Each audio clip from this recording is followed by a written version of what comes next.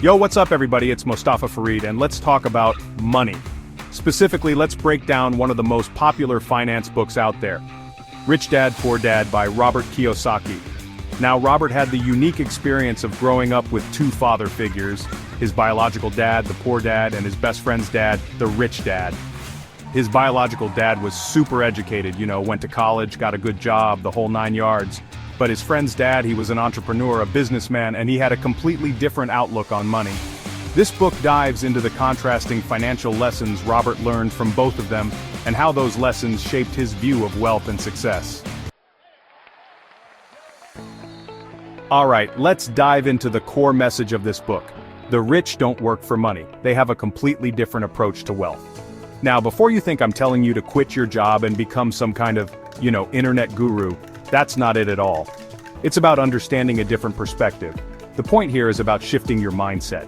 It's about seeing opportunities where others see obstacles. See, poor dad, the one with the good job, he always said, go to school, get good grades, find a secure job with benefits. This was his formula for success.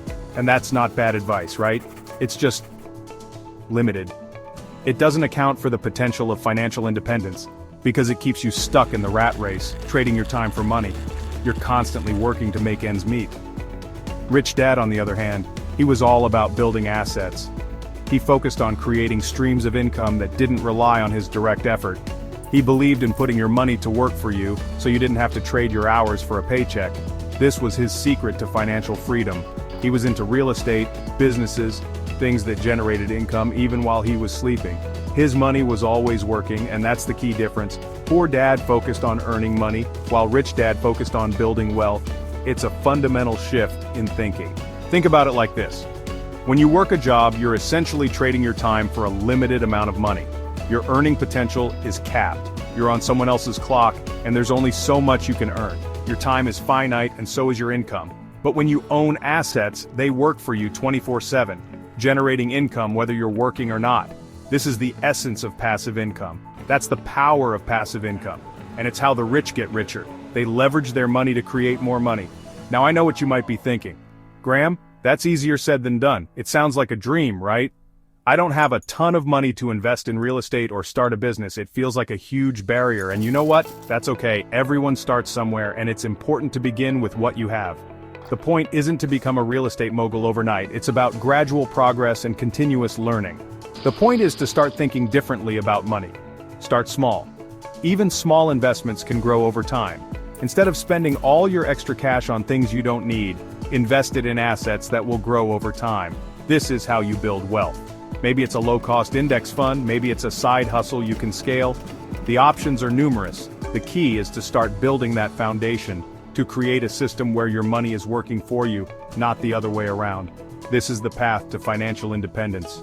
Remember, the goal isn't just to earn a good living, it's to build long-term wealth and achieve financial freedom. This requires a strategic approach, and that starts with understanding the difference between working for money and making your money work for you. It's a journey worth embarking on. Let's be real here, folks. Financial literacy isn't exactly the most exciting topic. It's not as glamorous as like buying a Lamborghini or traveling the world. But here's the thing, it's the foundation upon which you build everything else. Without it, your financial dreams can crumble. See, Rich Dad, he was adamant about this. If you want to be wealthy, you need to understand how money works. It's not just about earning it, but managing it wisely. You need to be financially literate. This means diving into the nitty-gritty of financial education. And that means more than just knowing how to balance a checkbook or pay your bills on time. It's about making your money work for you. It's about understanding the language of money, knowing the terms and concepts that can help you navigate the financial world. One of the biggest takeaways from Rich Dad, Poor Dad is the importance of understanding assets versus liabilities. This is crucial, guys. It's a game changer. Poor Dad, he always said, buy a house, it's a good investment. But is it really? And on the surface, that sounds right, doesn't it? Everyone needs a place to live after all. But Rich Dad, he dug deeper. He challenged conventional wisdom. He said an asset puts money in your pocket. It's something that generates income. A liability takes money out of your pocket. It's an expense that drains your resources. So, is a house always an asset? Not necessarily, it depends on how you manage it. If you're paying a huge mortgage, property taxes, insurance, and constantly shelling out for repairs, that house is costing you money every month. It's a liability, it's a financial burden. But if you own that house outright, or you're renting it out for more than your expenses, then it becomes an asset. It starts generating income. It's putting money in your pocket. It's working for you, not against you. And this principle applies to everything, not just houses. It's a universal rule. Cars, vacations, fancy clothes, they're all liabilities. They depreciate in value and cost you money. They take money out of your pocket. They don't contribute to your financial growth. Investments, businesses, intellectual property, those are assets. They have the potential to grow in value and generate income. They put money in your pocket. They help you build wealth over time. Now I know what you might be thinking. Graham, this is starting to sound complicated, but it doesn't have to be. But trust me, it's not about being a financial genius. It's about being smart with your money. It's about understanding the basics, the fundamental principles that guide your financial decisions. It's about knowing how to read a financial statement, how to track your income and expenses, how to make informed decisions about where your money is going. It's about taking control of your financial future. Chapter 3. Mind Your Own Business. The Power of Multiple Income Streams. All right, let's talk about one of my favorite topics, building multiple streams of income.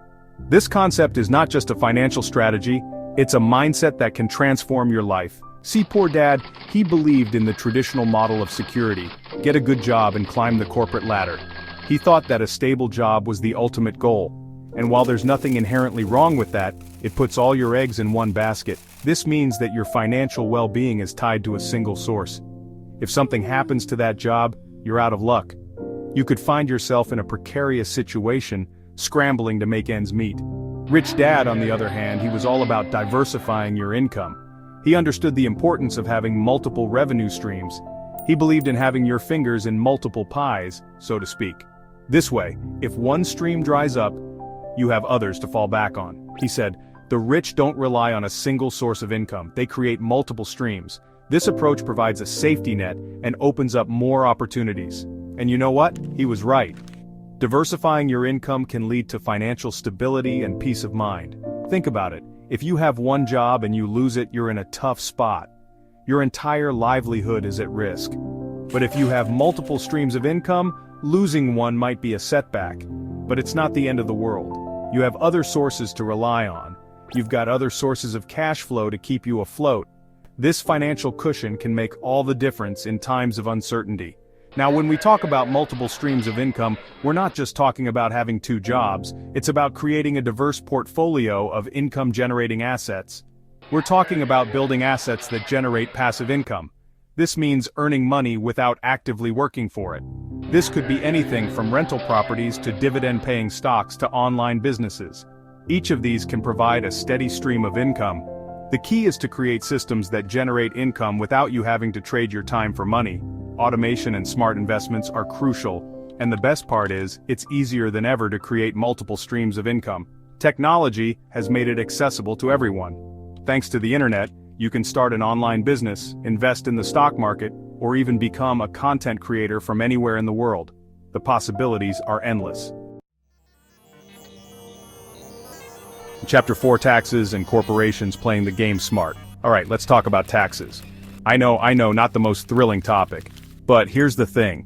Taxes are a huge part of your financial life, and understanding how they work can save you a ton of money in the long run. One of the biggest takeaways from Rich Dad Poor Dad is that the rich don't play by the same tax rules as everyone else. Now, before you think I'm suggesting anything illegal, that's not what I'm saying at all. What I am saying is that the rich understand how to use the tax code to their advantage. See, poor dad, he always said, pay your taxes, it's your civic duty. And while he's not wrong, he was missing a crucial point. The tax code is written in a way that benefits business owners and investors. Rich Dad, on the other hand, he understood this. He knew that by structuring his businesses and investments in certain ways, he could legally reduce his tax burden. He used corporations, deductions, and other legal strategies to keep more of his money. Now, I'm not a tax professional, so I'm not going to give you specific advice, but the point is this: don't be afraid to learn about taxes. Don't just blindly hand over your hard-earned money to the government without understanding how the system works. Chapter 5.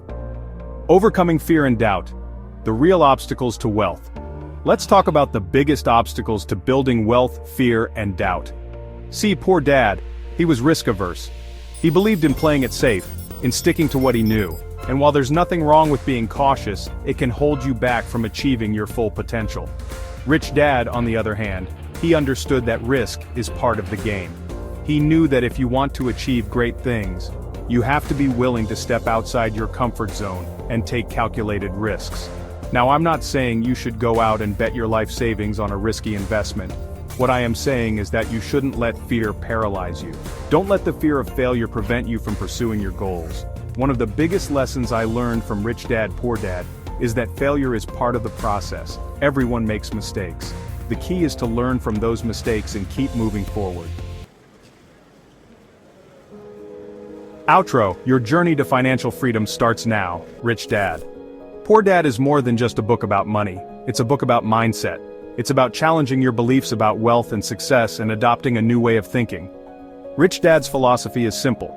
Focus on financial education, build assets that generate passive income, and don't be afraid to take calculated risks. The most inspiring thing about this book is that it shows you that financial freedom is attainable, regardless of your background. You don't need a fancy degree or a trust fund to build wealth. You just need the right mindset and the willingness to learn. Start small, track your finances, educate yourself about investing, and explore different ways to generate passive income. Your journey to financial freedom starts today.